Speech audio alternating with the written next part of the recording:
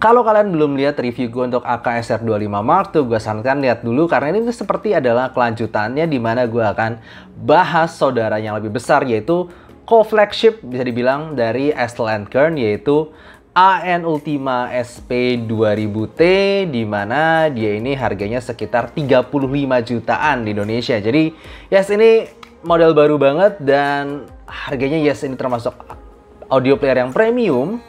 Dan sebelumnya gue thank you dulu untuk Estel & Kern ID. Seperti yang kalian tahu, Estel & Kern ID ini bisa lihat di Instagramnya, dia adalah dimanage oleh PT Intium dan mereka adalah distributor resmi untuk Indonesia untuk brand Estel & Kern. Jadi sebaiknya kalau kalian pengen tahu lebih lanjut, silahkan di follow untuk Instagramnya. Dan untuk review kali ini gue akan bahas mulai dari hardware, software, user experience, dan juga suaranya. Oke, ini adalah spesifikasi yang kalian bisa dapatkan di website Estel & Kern-nya sendiri, tapi gue nggak akan bahas itu. Gue akan bahas pengalaman gue tentang hardware-nya sendiri. Semuanya ini terbuat dari aluminium yang cukup berat rasanya, dan kalau misalnya pakai tas tangan doang, cukup lama itu cukup bisa berat. Dan secara potongan ini semua berasa rapih, tapi sayangnya cukup tajam di ujung-ujungnya. Tajam ya, ini ujung-ujungnya tajam. Jadi ketika gue pegang, kalau misalnya pakai satu tangan itu nggak terlalu enak, apalagi kalau misalnya kadang gue ngerasa berat dipegang begini, gue kan tumpuin begini ke tangan gue. Nah ini tajam guys. Jadi sangat disarankan kalian pakai case, atau kalau nggak ya pakainya simply di meja gitu loh, pakai gini aja. Karena kalau diangkat-angkat itu cukup berat. Oke, langsung aja kita akan bahas secara layarnya cukup besar di sini. Lalu kemudian belakangnya dia seperti dia bagian atasnya seperti ada bagian karbon, dan bagian bawahnya itu sama seperti body line-nya. Secara estetika sebenarnya keren banget. Dan yang gue mau tunjukin juga di belakangnya, kalau kelihatan ini sebenarnya ada cahaya kecil dimana itu berubah-berubah warna sesuai dengan, bisa beberapa pilihan sih. Ini bisa pakai, lihat nggak, ini warnanya tuh agak kekuningan sekarang, kekuningan. Lalu kalau misalnya gue ganti, ini warnanya jadi merah. Tuh ya, merah. Warnanya emang nggak terlalu kenceng sih warnanya. Kalau gue kepakai gini, warnanya jadi seperti kebiru-biruan. Itu tergantung amplifier, tipe amplifier yang gue pakai di sini. Lalu kemudian secara tombol sama plugnya dulu deh. Gue bahas dari bagian atas, itu ada satu tombol dan 3 plug di sini.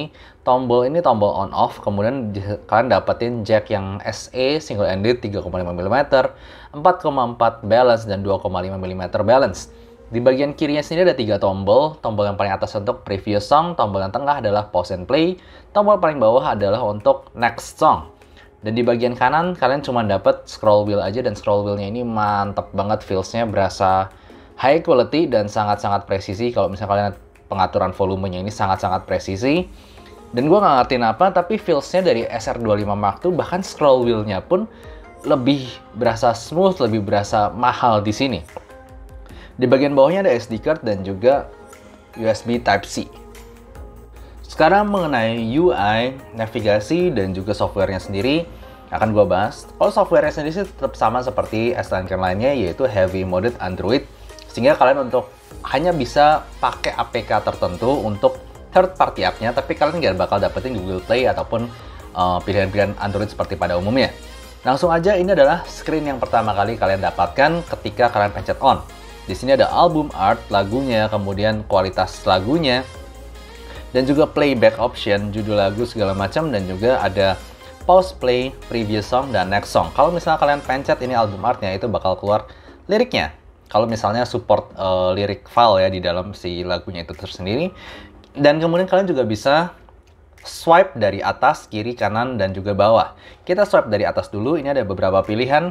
Di sini ada ini ya, pengaturan brightness-nya. Gue sendiri biasanya pakai di tengah aja. Dan di sini ada Wi-Fi, Bluetooth, pengaturan amplifier, USB mode, external USB, AK connect, equalizer, line out, replay gain, dan juga setting.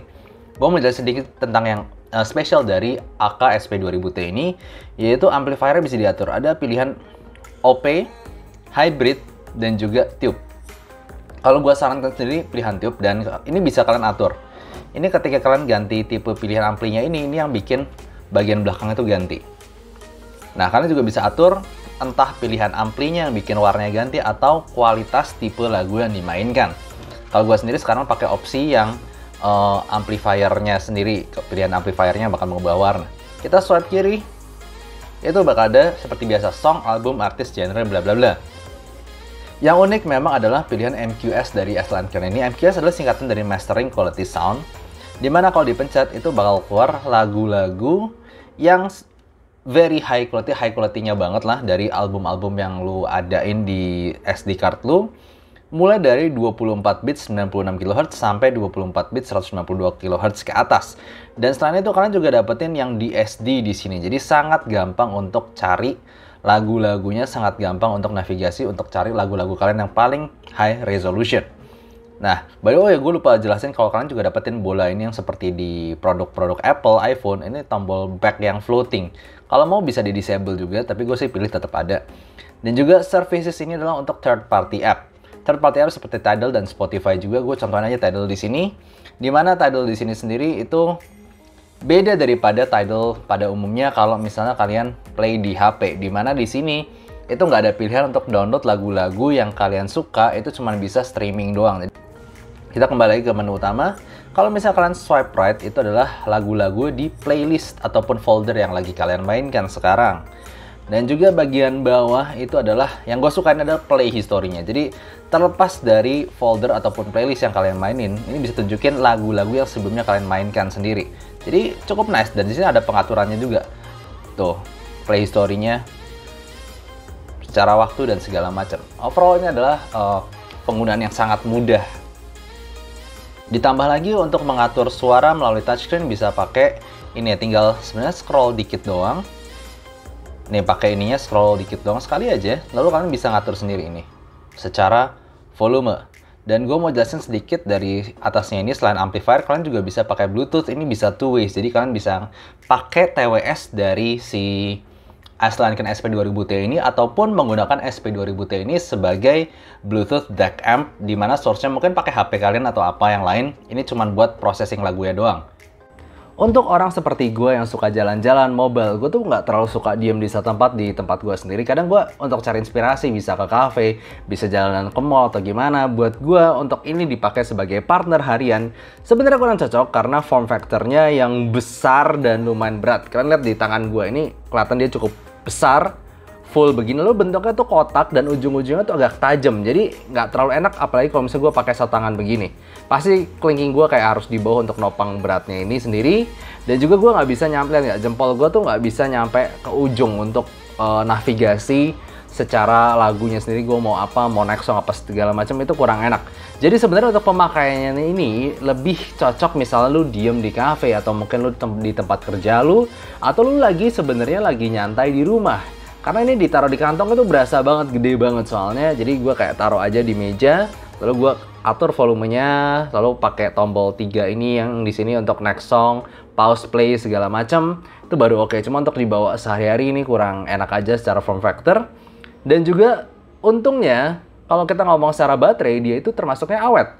Gue udah coba pakai AKSR25 Mark II dan juga SP2000T ini secara beberapa hari. Gue cuman ngerasa gue butuh ngecharge mereka tuh sekitar 3 hari sekali, walaupun gue daily lumayan sering pakai sekitar 4-5 jaman. At least mereka bisa bertahan lebih daripada 15 jam per harinya, dan gue cukup suka hal itu. Gue nggak perlu charge banyak-banyak.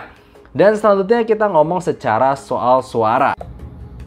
Untuk suaranya sendiri, karena ada beberapa opsi yang bisa dipilih tentunya. Dari jacknya sendiri ada 3,5 single ended, lalu kemudian 2,5 mm balance dan 4,4 mm balance. Dan kalau kalian lihat yang SR25 Mark II review gue sebelumnya, sifat dari balance dan single ended itu buat gue mirip secara suara yang dihasilkan. Bahwa selalu konsisten, yang single ended itu suaranya paling warm, paling nyantai, treble-nya paling tidak extended, dan juga somehow bass-nya itu paling gebuk rasanya. Kalau ke 2,5 itu rasanya yang itu paling chorus dan kadang bisa paling kasar, tapi treble-nya jelas lebih extended dibandingnya single ended 3,5. Nah, 4,4 itu yang paling luas stagingnya, paling bagus imagingnya juga, dan juga dia punya suara yang mirip kayak 3,5. Jadi dia suaranya cukup balance, dan juga tapi ditambahin treble yang lebih extended. Jadi kalau kalian mau maksimal dari si DAP ini, si SAK-SP 2000T ini gue sangat menyarankan cobain yang 4,4 balance jacknya, karena itu jelas berasa beda dari 3,5 ke 4,4-nya. Dan juga dia punya tube mode di sini. Yang sekarang gue pakai adalah tipe yang tube, dan juga bisa dipilih op dan juga hybrid, dimana perbedaannya itu nggak cuman kalian lihat di layar, tapi juga bisa lihat dari warna cahaya ininya, warna cahaya bagian belakangnya ini. Kalau gue pakai yang op, LED makin merah, dan juga pakai hybrid warnanya jadi biru. Kalau pakai tube warnanya orange. Nah, di sini juga berubah di suara tentunya, dimana kalau gue pribadi, walaupun di deskripsi dari S-Lantern sendiri dibilang SP2000T ini yang op itu paling detail, kemudian yang hybrid itu yang tube itu yang paling warm suaranya dan paling empuk, paling organik. Sementara yang hybrid kayak penggabungan duanya. Buat gue sebenarnya secara level detail dan level separasi bla bla bla, gue nggak ngerasain nggak terlalu berbeda gitu antara ketiga mode ini. Cuman kalau buat gue secara suara overall paling balance, paling nagih itu yang tube, karena vokalnya paling organik, tetap dapetin bass yang bagus, dalam, deep, dan juga treble yang extended. Sementara yang OP itu malah kerasa dia agak V gitu. Gue ngerasa gebukan bassnya lebih gede dikit. Ini nggak jauh-jauh banget. Lalu kemudian vokalnya lebih kasar dan treble-nya juga lebih kasar walaupun lebih ngecering. Kalau hybrid tuh kayak pencaparan di antara dua-duanya. Kalau gue pribadi jelas sangat-sangat menyarankan kalau kalian cobain yang tipe tube-nya itu sendiri. Setelah gue coba sendiri, lalu gue banding-bandingin sama banyak DAP gue seperti source lainnya, maksudnya kayak SR25 Mark II, iBasso DX160, Q-Delix 5K, sama Ovidius B1. Buat gue memang masih termasuk neutral warm, gue nggak ngerasa dia punya bass yang gede-gede amat. Lalu dan vokalnya betul banget, tapi vokalnya tuh sweet, dan juga gue ngerasa masih ada bumbu cukup smoothing di bagian treble-nya. Tapi satu hal yang bikin gue langsung berasa wow dari awal yaitu betapa gede soundstage-nya, coy. Kalau dibandingin DAP ataupun DAC gue yang tadi sebutin, itu kayak ini another level, terutama pakai 4,4 balance-nya. Itu benar-benar kayak level yang berbeda banget, langsung kayak whoosh gitu, kayak all around you. Maksudnya benar-benar langsung berasa, wah ini stagingnya ini mantep banget, emang levelnya beda. Tapi nggak cuma itu, stagingnya walaupun lebar, tapi nggak berasa kayak suara ditarik ke kanan kiri. Tetap detailnya dapet, fokus suaranya dapet. Dan yang gue suka banget, apalagi pakai tube mode, itu suaranya tuh,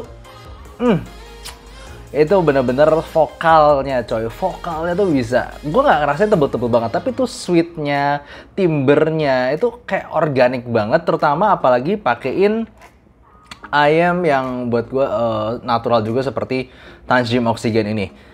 Kalau gue sendiri kan punya kayak IRM 9, ataupun gue di sini juga masih ada si Monarch Mark II, tapi tetap kalau buat gue sendiri, somehow karena suara vokalnya ini yang nagih ditambah dengan technicalities yang mantep, gue paling ngerasa cocok dipakein kayak IM Dynamic Driver yang punya timbre natural seperti Tanjim Oxygen ini. Gue benar-benar ketagihan pakai Tanjim Oxygen ini di sini karena dia langsung kasih sensasi teknikalitas yang tinggi tapi natural di saat yang bersamaan. Tapi sayangnya di sini gue memang tidak ada DAP yang setara di harganya. Maksudnya gue nggak ada contoh lain DAP yang di sebelah gue sekarang. Tapi kalau misalnya gue langsung aja, misalnya kalian udah tahu suara iBasso DX160, itu gue nyobain dari iBasso DX160 ke SP2000T, itu hal yang gue berasa adalah salah satunya bassnya tidak sebesar iBasso DX160, tapi dalamnya bass itu ketika apalagi play EDM ataupun play orkestra itu jedeknya itu lebih dapat dalam depth-nya itu, dalam bass-nya itu, dan juga vokalnya lebih sweet, lebih bening, sekaligus lebih smooth, sweet. Aduh, manis banget vokalnya. Gue dengerin Isyana Sarasvati, gue dengerin Diana Krall, gue dengan Olivia Ong gitu ya. Itu tuh langsung berasa, waduh ini manis banget vokalnya. Karena itu kata gue, kalau lu pakai ini pastikan cobain tube-nya dan pakai 4,4 mm-nya itu, wah pengalaman yang luar biasa. Treble-nya sendiri juga lebih detail, lebih tinggi. Gue play lagu Granwell Dance dari Celtic Woman, itu juga bisa treble-nya tuh pakai oksigen, itu bisa menari-menari, tetap ada bumbu sweetness-nya itu dan bumbu naturalnya itu. Maksudnya bumbu smoothing yang somehow bikin suaranya overall tuh jadi organik, natural, nyantai. Jadi gue sangat-sangat ini bikin langsung gue dengerin tuh langsung wah banget. Nah, ini kalau uniknya dibanding SR25 Mark II, misalnya kita pakai pilihan yang amp-nya itu yang op ya, bukan pakai yang si tube-nya itu. Buat gue sedikit lebih V-shape suaranya dibanding SR25 Mark II. Lebih bassnya lebih ada, sekaligus treble-nya juga lebih energik, sekaligus di beberapa saat rada kasar sama gue, karena itu gue nggak terlalu suka. Jujur aja kalau pakai pilihan yang OP itu untuk si amp-nya itu, lebih suka pakai yang tube karena malah vokalnya lebih sweet lagi daripada ini. Dan gue masih ngerasa ada DNA yang serupa karena gue ngerasa dua-duanya tuh neutral warm-ish, dan dua-duanya itu buat gue cukup balance ya overall. Dengerin lagu apa aja itu gue cukup bisa enjoy, nggak terlalu mengubah suara dari IM-nya sendiri, nggak sampai warm banget ataupun bright banget, nggak. Dan juga ya ini teknikalitasnya coy, kalau lu suka SR25 Mark II, lu upgrade-nya salah satu yang gue udah pernah coba jelas itu ya SP2000T ini, pakai yang 4,4 tentunya, sama pakai yang amp tube ini. Bener-bener langsung kayak vokalnya dilembutin lagi, dimakin detailin lagi di saat yang bersamaan. Lu stagingnya, gue kan sebelumnya pernah yang bahas tentang SR25 Mark II ini, stagingnya itu bukanlah yang terbaik di kelasnya. Kita ngomong harga 10-11 juta, dia tidak terlalu lebar, bahkan di X160 pun punya lebar yang lebih lebar gitu secara staging. Tapi di sini dari AKS25 Mark II ke SP2000T itu bener kayak dilebarin semua, langsung dush, lebar. Gue dengerin kayak lagu Foreplay atau gue dengerin lagu Hans Zimmer, itu langsung berasa, bener-bener dia punya staging yang mantep banget. Jadi gue rasa gitu aja untuk review gue soal si AK SP2000T ini. Dia memang bukanlah barang murah, jelas bukan barang murah. Ini harganya 35 jutaan, ya cukup mahal ya. Tapi memang kata gue ini so far dari semua DAP yang pernah gue coba, DAP selain ini yang termahal yang gue pernah coba itu DX220 sama DX300. Buat gue SP2000T ini superior. Jadi kalau lu suka house sound AK yang akhir-akhir dikeluarin, kayak ya suka ini AK SR25, lu masih cobain ini. Cuma memang yang buat gue kelemahannya itu yang beberapa hal yang gue rasa tidak terlalu menyenangkan adalah di ini ya, apa namanya, secara user experience-nya. Untuk bagian bodinya sendiri ini cukup berat dan nggak terlalu enak untuk dibawa-bawa, lebar dan nggak bisa dipakein satu tangan. Lalu kemudian juga gue ngerasa walaupun harganya semahal ini, tapi powernya tuh nggak gede-gede amat. Kalau di X300 itu langsung buat gue langsung berasa powernya besar, yang di sini biasa aja powernya. Lebih besar sedikit dari SR25 Mark II. Jadi so far gitu aja. Ya, ini memang salah satu produk premium. Kalau kita bahas pros-nya dulu adalah memang dia punya suara yang mantep banget. Gue yakin kebanyakan orang langsung berasa wow di sini, langsung berasa detail tapi smooth di saat yang bersamaan. Juga staging yang lebar tadi dan bersih banget. Lalu kemudian dia punya buat gue build quality yang mantap, terutama ini sih scroll wheel-nya ini loh, beneran enak banget. Dia tambah lagi ini yang kayak apa ya, ngomong-ngomongnya light indicators-nya ini untuk entah kalian bisa pilih light indicators-nya kan untuk buat tipe lagu, buat bitrate-nya lagu sendiri ataupun untuk tipe amp yang dipakai. Jadi ini cukup keren ya, maksudnya untuk nampil aja keren gitu, untuk tunjukin keren. Cuman kalau kita ngebahas secara cons-nya, yang gua rasa adalah ergonomics-nya ketika dipegang satu tangan begini, dan juga untuk layarnya ini sendiri dan navigasinya somehow sedikit lebih lemot dibandingin SR25 Mark II, walaupun ini flagship-nya jauh ya. Dan juga buat gua somehow yang kalau misalnya gua banding-banding begini kanan kiri itu langsung buat gua SR25 Mark II ini mungkin karena pixel lebih padat berhubung ininya lebih kecil ya, layar lebih kecil. Di ini kesannya layarnya itu tidak setajam SR25 Mark II. Jadi gitu aja sih untuk review kali ini. Semoga kalian suka, dan kalau kalian suka jangan lupa kasih like dan subscribe, dan see you next time. Bye-bye! Kalau kalian tertarik dengan seputar kehidupan gue yang lebih nyantai tentang audio, bisa follow Instagram gue dari description, dan juga rank list IM gue juga gue taruh di description. Dan selanjutnya gue juga berbagi ilmu tentang audio di playlist Soundblog berikut. Dan jangan lupa untuk saksikan live gue setiap hari Jumat jam 9 malam. See you next time.